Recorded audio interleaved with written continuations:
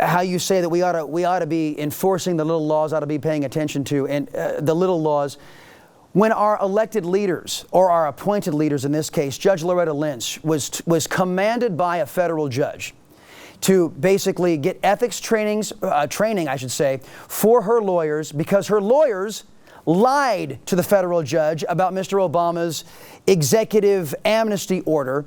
He also wanted a list of the 100,000 illegal immigrants that were processed against his lawful order. This is a federal judge. Now, you and I can't lie to a federal judge without consequences. Loretta Lynch has come out and said, you know what, I'm just not going to obey the judge's order.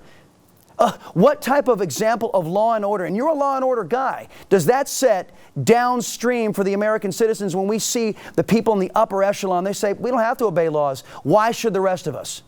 It sets a horrible example. You lead by example. In this case, our institution, the United States Department of Justice, has been corrupted. But it didn't start with Loretta Lynch. If you recall, the former Attorney General under President Obama, Eric Holder, is the only United States Attorney General in history to be found in contempt of Congress for not turning over documents as mandated by law that Congress has the authority to get for the Fast and Furious investigation.